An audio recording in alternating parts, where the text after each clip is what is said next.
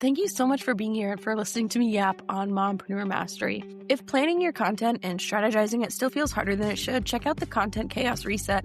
You give it a little bit of information about your business and your offer, and it'll plan 2 weeks of content for you, posts, emails, blogs, or podcasts that all support each other so you have a cohesive marketing plan. It's free and it's linked in the show notes, or you can head to sydneyobrien.com/reset, RESET.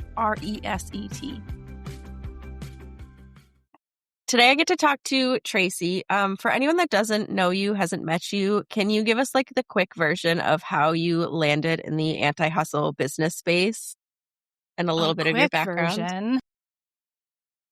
So, okay, a little bit of the background is that I have been in business one way or the other since I was 11 years old. I grew up working at my parents' restaurant, first peeling potatoes, but very quickly waitressing and then being a manager, front of the house, back of the house. I had my own businesses, and then I messed up and got a real job for about 6 years.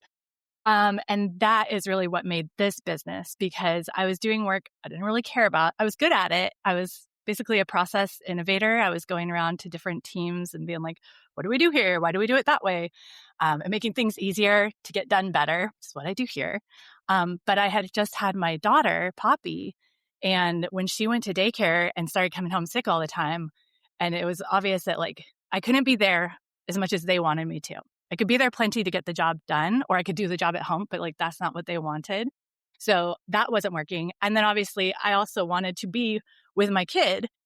And so I was like, this 40 hours a week thing for these people with this work that I don't give a shit about is not going to work for me. So I started this business thinking, I know business. I know how to make things easier for people. Let me go do that for people I actually like. So I started working for mothers. As a mom with a 1-year-old myself, I was like, moms need this. We can do this shit in way less time if you focus on the results and you make it easier for you to do. Let me go do that. So I started this business in 2019 when my daughter turned 1-year-old. Wow. That's like really cool. I don't know. I've talked to like plenty of other online business owners, but I don't know how many have like parents that also have a business. That's like really interesting.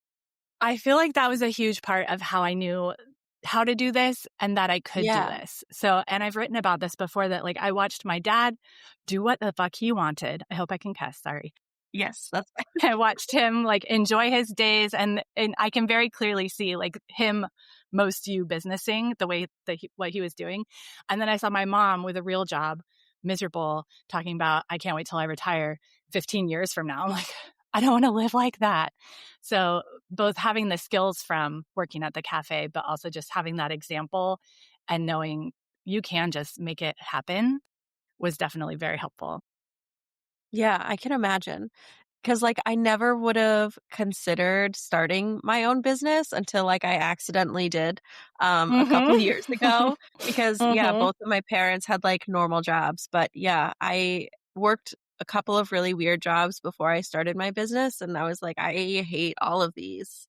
And then I had like 3 kids, one right after another. And it was like, daycare is so expensive. We move around all the time. It just didn't really make sense.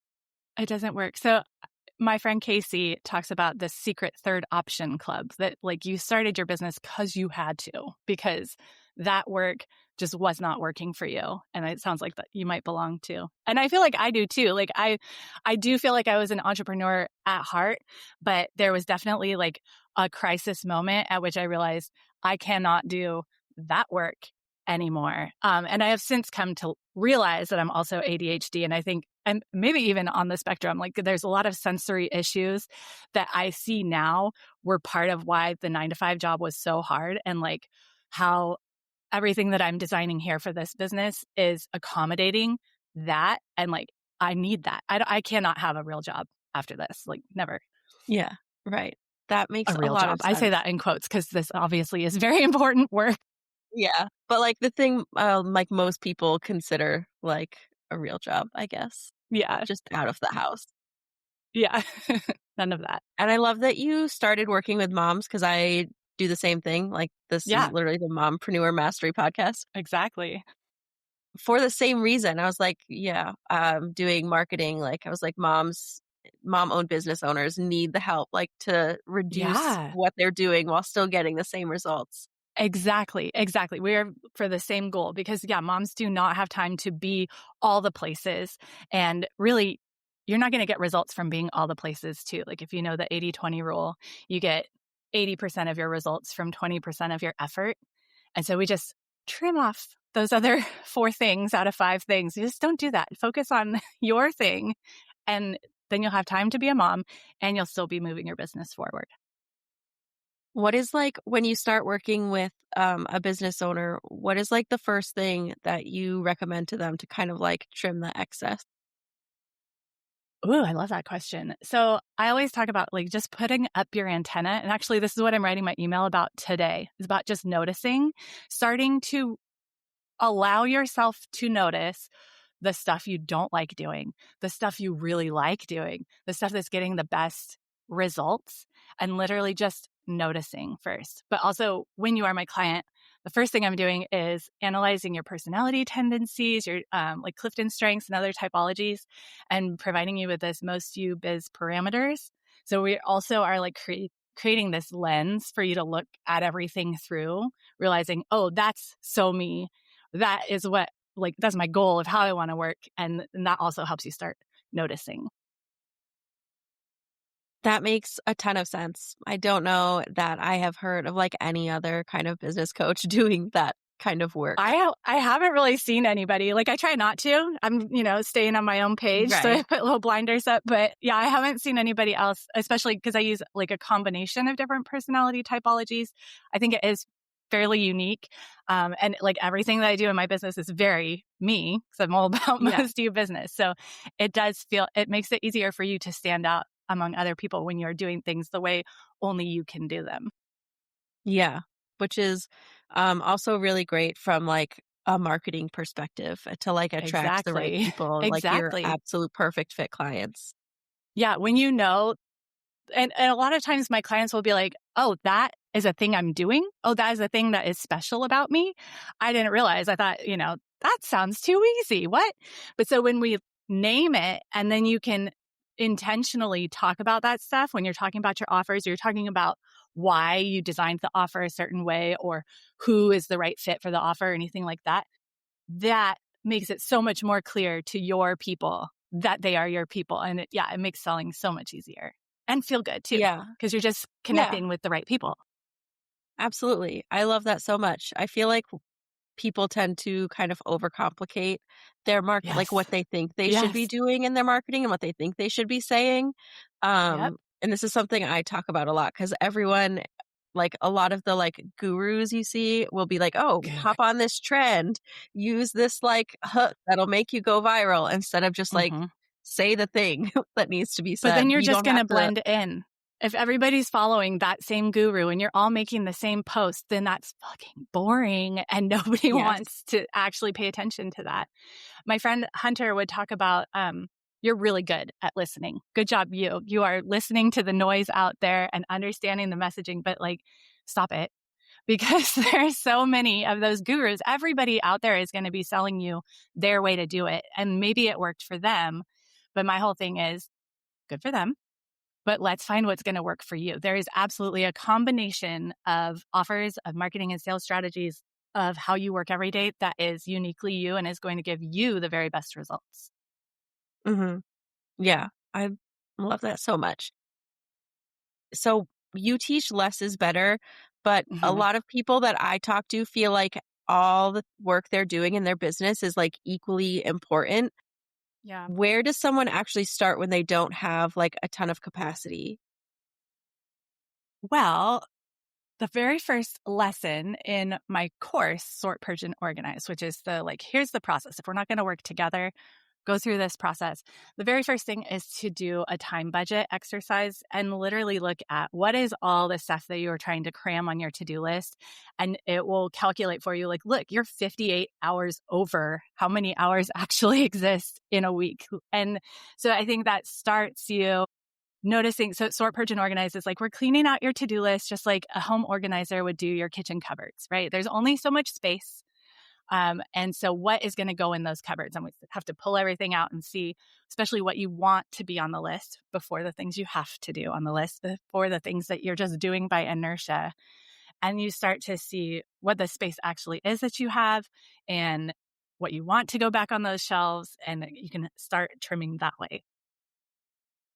That's so smart. I feel like I did that like a little while ago, but not probably not as like in depth as what yours sounds like with like the actual times There's and like an everything. actual spreadsheet and Yeah.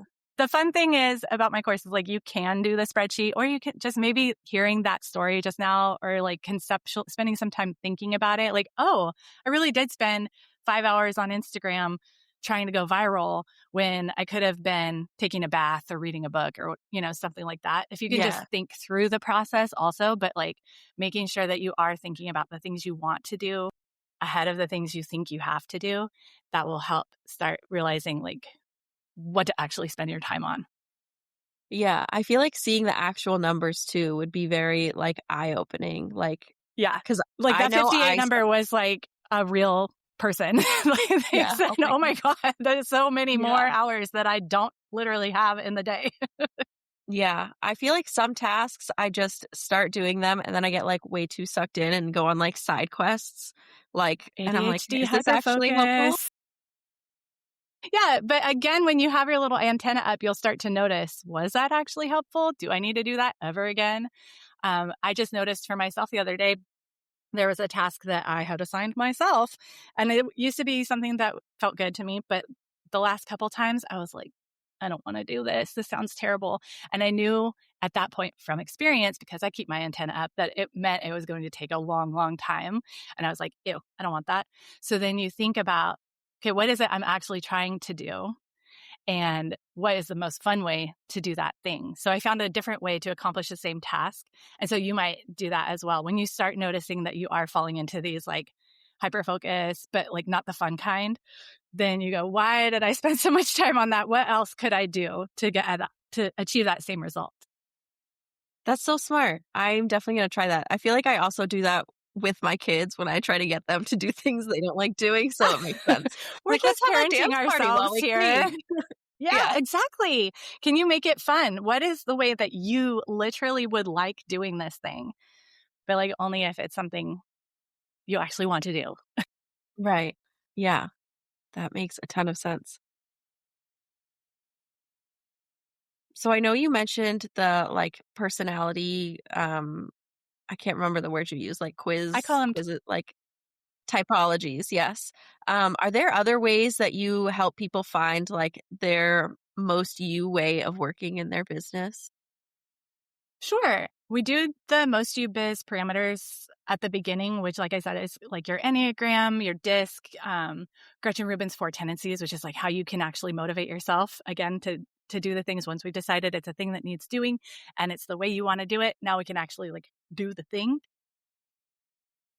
But I also ask, I'm a questioner on Gretchen Rubin's 4 tendencies, which means I got all the questions. So I ask other questions too as we're going. One of the first is just like, tell me about an area of your life that does feel organized and like, what are you doing there? Why does that, I can then see why is that working for you? And we extract what's working there and apply that to something else. Like somebody's lately was, I got my whole life in order by doing these like baby steps, like one thing at a time working on a project. So then whenever we're building a new process in her business too, we're just going like baby steps because that's what works for her, just one thing at a time.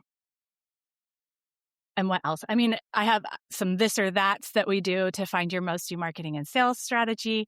But yeah, in general, my answer is questions. I ask questions. Yeah. That's really great. I feel like a lot of the kind of business coachy type things I see or like strategies are like, you can follow this same exact roadmap that Yeah, worked for me to make like six exactly. figures and stuff. And It I'm like, drives me crazy. It drives me because, first of all, they're probably lying. It might be yes, like 6 figures eventually. I hate all of those like simple steps. And I even kind of got hung up on that before because I was like, wait, sort, purge, and organize is simple steps. Like, but it's different because my steps are helping you find your way. So anytime I do have like the most you marketing and sales strategy. It's 4 steps. You need to meet new people, build a relationship with them, tell them about your offer, and ask for the sale. But in our work together, we are finding your way to do each of those 4 steps. Yeah, like a lot of the general, like very broad, like business strategy is the same, like across the board for everyone, but how you get it done is going to be so different. And it really bothers me when Mhm. when so many people are like, follow these, like do exactly what I did, and Right. you'll get there. Right. But like I'm not gonna everyone say, works on different. Tuesdays at 8 AM, you have to post this type of reel. Like, no, we would never be that, um, prescribed. Like, Yeah. the broad business strategies that you're talking about, like, everybody needs something to sell, some way to sell it, some way to count your money and keep it coming. That is the only thing that we are all doing the same, and everything else is, like, up to you and how it is gonna work best for you. Yeah. So, yeah, I love that you acknowledge that. And I know you mentioned like ADHD a couple times. So, knowing that and like being able to understand like that different people's brains just work differently and like kind of catering to that also just seems incredibly helpful. Yeah, I'm really proud of that. It was something that I was doing even before I realized that I had ADHD, but just having come from that 9 to 5 where my business was going around and changing everybody's processes, that meant that I also was creating training curriculum. And even from there, it was always from a place of like, okay, there's a very old person that barely knows how to use a computer. There's a young person who speaks English as a second language. Like, we have to make all of this stuff work for all these different people. So even when I built Sort, Purge, and Organize in 2020, which was at least 2 years before I had any inkling that I had ADHD too, it was also built for like, you can read it, or you can just listen to it, or you can watch the videos with captions, or like I said, there's these worksheets that you can do or you cannot do. But like, then as I realized, 90% of the people here have ADHD and I relate to everything that they're talking about. I was like, oh, that's why this works for us, because I'm Yeah. one of you. Love that. I feel like that is such a canon event. Like so many Oh my people I know of gosh. either like they either hang around like other neurodivergent people or they like have neurodivergent kids and then like this light bulb goes off like, That's how wait a you minute. decide. Yes. My mom is starting to question. Yeah. Yeah. She's starting to see it Yeah. as well. Yeah. I think it's so wonderful. Yeah. My kids are all diagnosed with various neurodivergencies, if Yeah. that's a word. Same. And so it's been really interesting to learn like the different ways, like specifically to them. Because like even if Hmm. two of them both have ADHD, they still like do different things Everybody has differently. a And different brand. yeah. Yeah. Yep. And that's the same thing. That's what I'm talking about. It's just like we are parenting our kids and finding out that one is a rebel and like you have to bribe them with ice cream. And that one just needs a rule to follow. And like everybody's different. And so we're doing that. Let I think that's the cool thing about an ADHD or autism diagnosis is you're like, oh, I am different or special, and that's okay, and that you can now make those accommodations for yourself, and you'll get better results. Like, I actually think that it's a superpower. And so yay for us for being more creative and getting to design our lives the way that actually fits for us. Hmm. Yeah. I love that so much.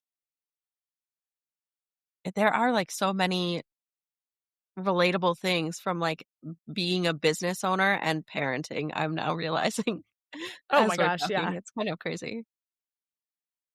I need to publish some of my old emails. There was when Encanto came out, we were just rewatching this the other day, but the Isabella song of like, I'm so sick of pretty, I want something true. Like, I wrote a whole email on that because isn't that the thing with business, right? I'm so sick of what Yeah. the shiny online business gurus are saying. I just want something that is like true for me. And thank you, being a parent, for getting that story. Yes. That's amazing. Like if you do find that email, I would love to read it. That sounds awesome.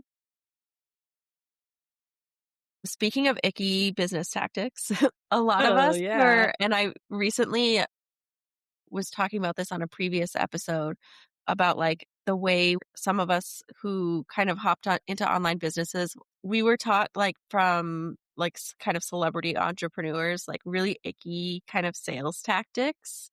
What does selling look like when you kind of use your simple human selling approach?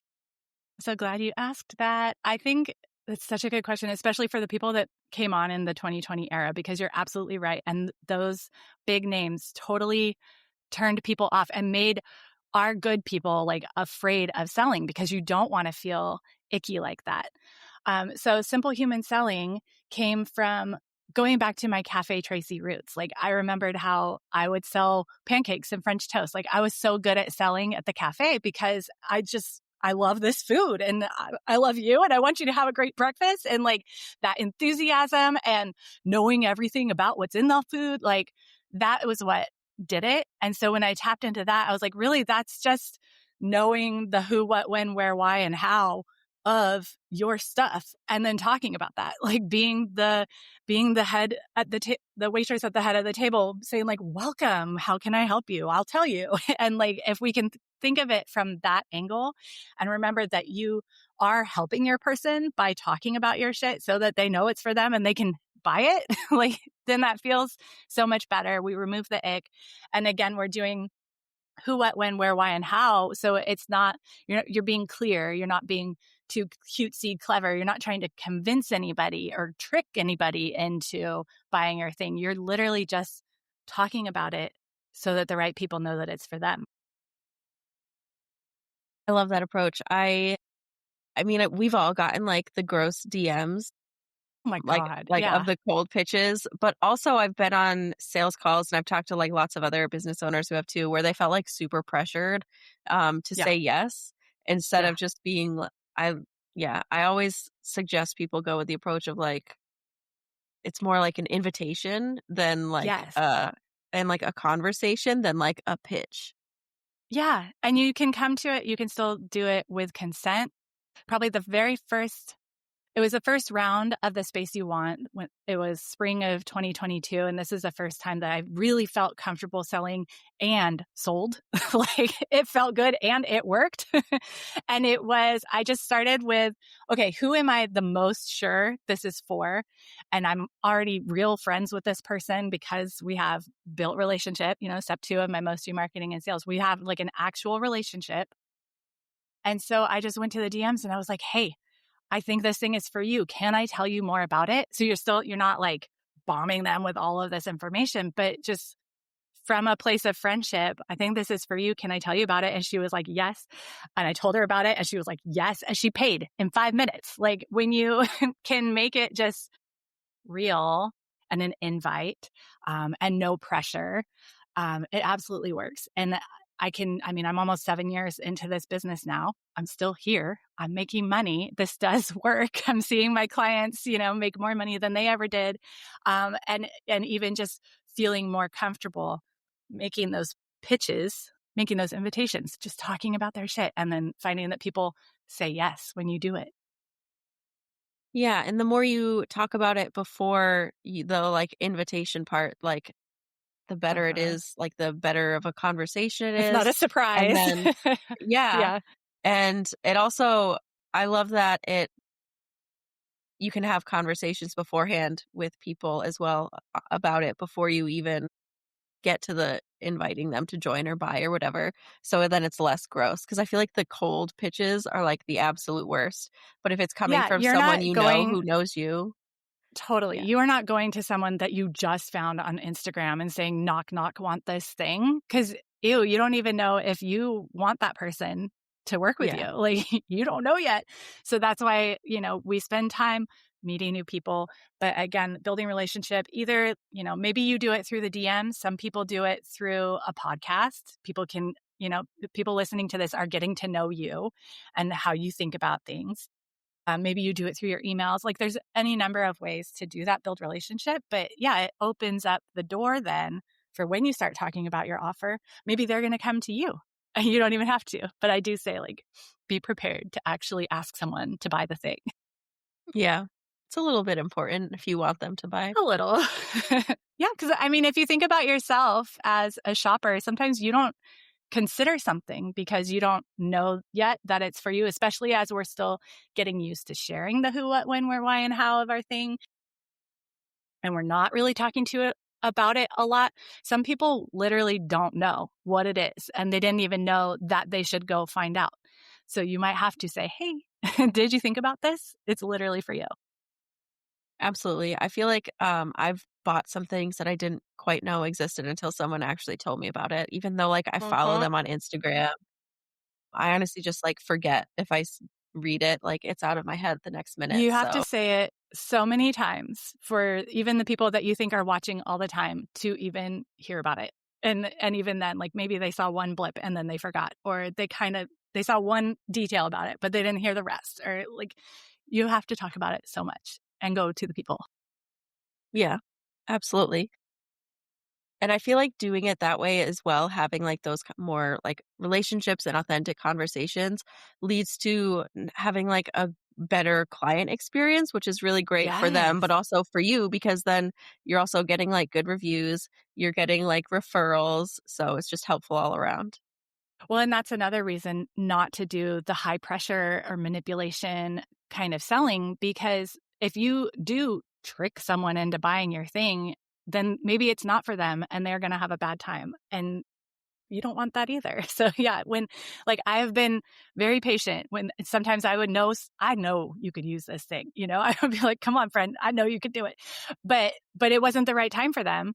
And so it wasn't the right time and I didn't push it. And then they would come back, a year or 2 years later, and now it's the right time. And I get that, like, thank you, Tracy, for letting me just chill until it was the right time. So you're doing nothing but good letting people think about it themselves and, like, make their own decisions. Yeah, exactly.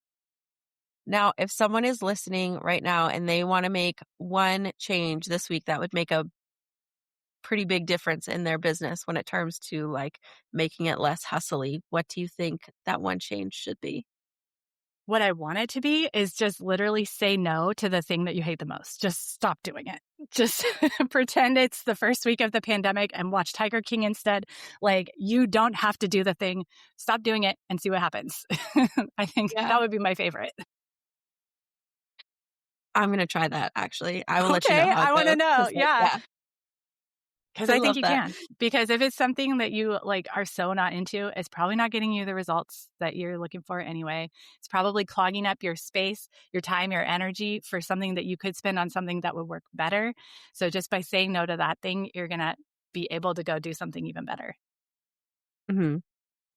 And where's the best place for listeners to go find more information about you and your work? Because I feel like you also do something different when it comes to like freebies, like free resources. Instead of having like one, because you're so accommodating, you have a bunch of different things that so Yeah, people can get what they need.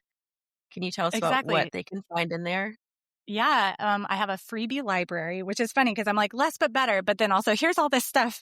But it's only stuff that I know that you need. And like you said, some people might just do listening and just listen to all the podcasts I've been on, or listen to my free private podcast, The Simple Human Selling, that we were talking about. And some people might prefer to read. And so you sign up for my email list. Or I just added, this isn't really a reading, it's a doing, but I just added my Future You Dream Day exercise. And you don't even have to give me your email address for that. You just click it and you get to make a copy of this Google Doc. And it walks you through thinking through, like, what do you want your future day to look like? So that then you can start recognizing which of that you already do and celebrate your progress, and B, bring whatever of that stuff you can right now. And then it also gives you like a specific goal to start working toward so that you can hit that future you dream day. So there's that on there. It talks about hanging out with me on Instagram. That's where I really want you to come, like, connect with me, watch my stories, talk to me in the DMs. That's my build relationship. I want to actually know you and talk about life stuff, kid stuff, business stuff. And then I also have my coffee house table on Tuesdays from 10 to 11 Pacific, which is just a conversation. It's like I was trying to bring back my days hanging out at the coffee house where I would be there with my friends and other friends would come, or we'd become friends with the people at the next table because they were always there at the same time too. So I've created that with Coffee House Table. You just come, jump into the conversation, or just listen to it, talk in the chat, and it's super comfy. I love that. I'll have to check that out because I didn't know that was a thing. Even though I do See, watch your and we've stories known and I each love other for them. so Yeah, long, and this happens every single week. What? I know. So That's I'll be hilarious. checking that one out. Yay. Come on Tuesday. It's our last one for 2025. Yes, and definitely follow Tracy on Instagram as well. That was like I think mostly from watching your stories. I was like, yes, I love this. I need to have her on the podcast. And that's because stories is the only thing I do on there because that's the part that's fun for me. So I love that. Like that's working. I barely ever post because I don't get like people don't get it from the post. You get it from my stories. So I love that. Mm-hmm. Yeah. And can you share your handle so people know where to follow you? Yep. It's at Tracy.Stanger, Stanger. Well, I should probably spell Tracy too. Tracy.Stanger. Perfect. And I'll put the links for Mhm. everything in the show notes as well. But thank you so much for coming and sharing all of your insane knowledge with us. Well, thank you so much. Thank you. That's it for this episode of Mompreneur Mastery. If you're building a business around your life, not the other way around, and you're tired of being told to hustle harder to make sales when you're already hustling at 110%, I hope this gave you a breath of fresh air. And if it did, I would love it if you left a quick review or shared this with another mom entrepreneur who is ready to market with more strategy and way less stress. And if you want to see what a cohesive content map across multiple platforms with strategic messaging looks like, check out the link in the show notes to grab your free copy of the Buyer Journey Content Map. I'll see you next time.